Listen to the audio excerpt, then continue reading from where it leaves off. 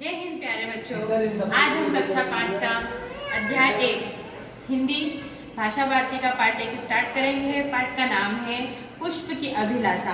पाठ 1 पुष्प की अभिलाषा, इसके रचयिता माखनलाल चतुर्वेदी है। इनके द्वारा लिखी गई कविता आज हम पढ़ेंगे।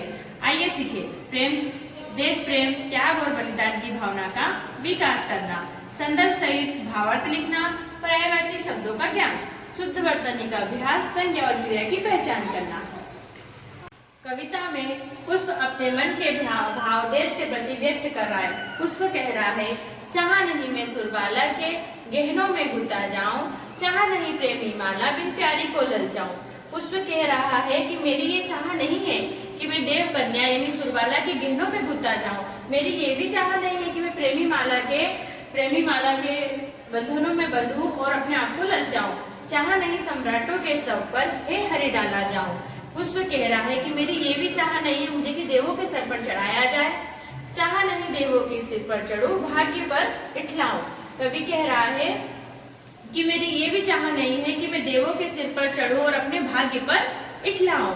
मुझे तोड़ लेना वनमाली, उस पद पर तुम देना फेंक, मातृभूमि पर शीश चढ़ाने जिस पर जाए वीर अनेक।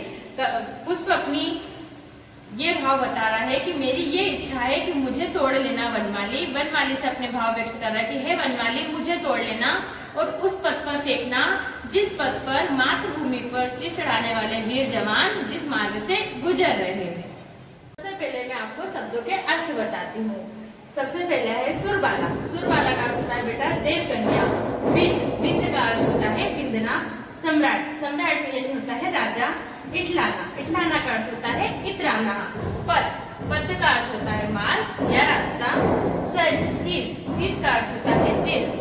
शव का अर्थ होता है लाश या मृत शरीर। अब हम करेंगे निम्नलिखित प्रश्नों के उत्तर दीजिए। हमारा पहला प्रश्न है, देवों के सिर पर चढ़ने के बाद पुष्प के कौन से भाव व्यक्त होते हैं? प्रश्न आप अपनी किताब में देख सकते हैं। मैं आपको उत्तर समझा रही हूँ। पहले प्रश्न का उत्तर है, देवों के सिर पर चढ़ने के बाद पुष्प अपने भाग्य पर किसी भी प्रकार इठलाना यानी इतराना नहीं चाहता है। यही पुष्प के भाव है। इसका एक और उत्तर हो सकता है अगर आप किताबी भाषा में बोलना चाहे तो, कि पुष्प देवों के सिर पर चढ़ने के बाद पुष्प अपने आप को सौभाग्यशाली समझ रहा है। ठीक है। अगला क्वेश्चन है हमारा, पुष्प वनमाली से क्या कह रहा है? इसका उत्तर यह है, पुष्प वनमाली से कह रहा है कि वह उसे तोड़कर उस रास्ते पर फेंक दे यानी बिछा दे जिस रास्ते से होकर वीर सैनिक अपनी मातृभूमि की रक्षा हेतु जा रहे हैं। अगला प्रश्न है प्रश्न नंबर ग, पुष्प अपनी राष्ट्रीय भावना किस प्रकार व्यक्त करना चाहता है? इसका उत्तर मैं आपको बता रही हूँ।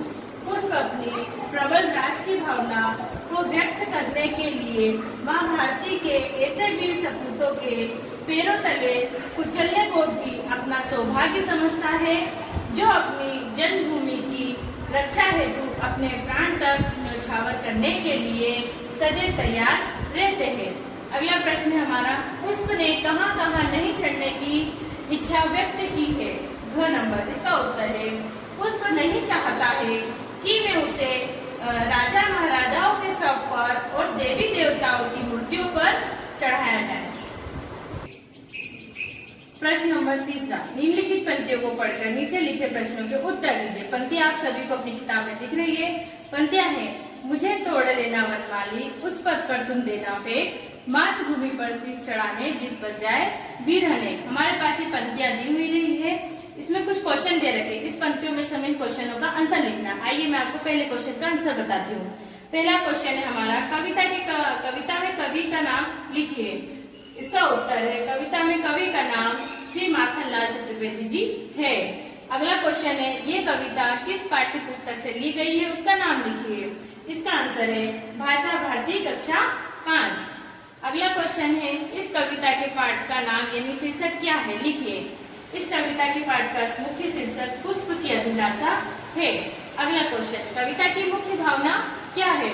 कविता की मुख्य भावना देश प्रेम, त्याग और बलिदान की भावना का विकास करना है। प्रश्न नंबर 4, आप पुष्प को कहाँ कहाँ ले जाना चाहते हैं, पुष्प और स्थान को रेखा से मिलाइए।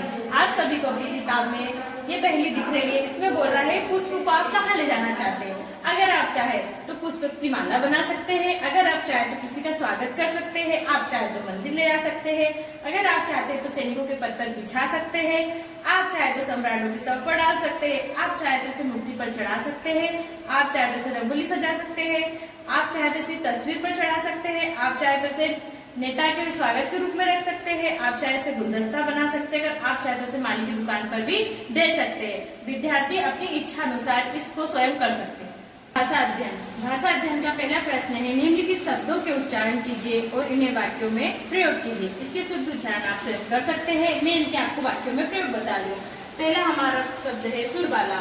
इंद्रलोक में कई सुरबालाएं होती है। अगला है सम्राट। सम्राट को सदैव जनता के हित का ध्यान रखना चाहिए। अगला है भाग्य। मनुष्य को मात्र भाग्य के भरोसे नहीं बैठना चाहिए। मातृभूमि। भारतवर्ष हमारी मातृभूमि है। गुथना। फूल वाला एक एक फूल गुथकर सुंदर माला बनाता है। दिए गए शब्दों के पर्यायवाची शब्द चौखाने से छांटकर लिखिए। भाषा अध्ययन का दूसरा प्रश्न। आपको यहाँ पे बॉक्स दे रखा है और कुछ पर्यायवाची शब्द दिए हैं, आप इसको उत्तर यहाँ से छांटकर लिख सकते हैं और आपकी सहायता के लिए मैंने बोर्ड पर लिखे। देखिए, पहला शब्द है हमारा पानी। पानी का पर्यायवाची होता है नीर और जल। अगला है पृथ्वी। पृथ्वी का पर्यायवाची होता है धरती और वसुधा। अगला है फूल। फूल का पर्यायवाची होता है सुमन, कुसुम। बादल। बादल का पर्यायवाची होता है जलद, मेघ। सूर्य। सूर्य का पर्यायवाची होता है रवि, दिनकर। चंद्र। चंद्र का पर्यायवाची होता है शशि और चंद्रमा। इसी प्रकार हमारा अगला क्वेश्चन है, आपको बुक में दिख रहा है। अगला क्वेश्चन है, निम्नलिखित शब्दों के शुद्ध रूप लिखिए। कुछ शब्द हमारे पास दिए हैं, इसको सही रूप से हमें लिखना है। बोर्ड पर देखिए, जैसे लिखा है सम्राट। सम्राट को सही तरह से किस तरह लिखते हैं, ये लिखा हुआ है सम्राट। अगला है मातृभूमि। मातृभूमि का सही रूप ये आएगा। गुथा। गुथा का सही रूप ये आएगा। वनमाली। इसका सही रूप होगा वनमाली। पद। पद का सही रूप होगा पद। शीश। शीश को हम इस तरीके से लिख सकते हैं। अगला है सिर। सिर को हम इस तरीके से लिख सकते हैं। अगला क्वेश्चन है चौथा, निम्नलिखित में से संज्ञा और क्रिया शब्द छांटकर लिखिए। हमें नीचे कुछ शब्द दे रखे हैं और बॉक्स बने, इसमें संज्ञा और क्रिया शब्द हमको छांट के लिखना है। जैसे मैंने क्या लिखा है, संज्ञा शब्द कौन कौन सा हुआ, सुरबाला, पुष्प, हरि। क्रिया हुआ चाहना, गुथा। इधर संज्ञा शब्द हुआ देव, सिर, वनमाली। क्रिया शब्द हुआ ललचाऊं, चढ़ूं, इठलाऊं। अब अगला आपको दे रखा है नीचे योग्यता विस्तार। पहला आपका प्रश्न है, देश के लिए अपना जीवन न्यौछावर करने वाले वीरों की सूची बनाइए। आप सभी अपनी कॉपी में वीर सैनिकों की सूची बनाइए, उनकी फोटो लगाकर इसको पूरा कीजिए। अगला क्वेश्चन है, त्याग और बलिदान की भावना से संबंधित कविता एक कक्षा में सुनाइए। तो आप अपनी पुस्तकों में ऐसी बहुत सारी कविता होगी जो आपको देश के बारे में, बलिदान के बारे में बताती हो। आप अपनी कविता देख के और उसे अपनी बुक में लिख सकते हैं या अपनी कॉपी में लिख सकते हैं। अपने आसपास पाए जाने वाले फूलों की सूची बनाइए। आप सभी ने फूल देखे होंगे, आपके आसपास बहुत सारे फूल होंगे, आपने बहुत सारे फूलों को देखा भी होगा, तो उन सभी फूलों के नाम आपको अपनी कॉपी में लिखना है। अगला क्वेश्चन है, बाल सभा में इस कविता का हाव भाव के साथ वाचन कीजिए। जब भी हम क्लास में बैठेंगे, इस कविता को मैं आपके हाव भाव वाचन के साथ कक्षा में सुनूंगी। पुष्प पर आप कुछ पंक्ति लिखिए। अपने मन से पुष्प के बारे में आप कोई सी भी कविता मुझे लिख सकते हैं। इसी के साथ ये अध्याय समाप्त होता है। जय हिंद।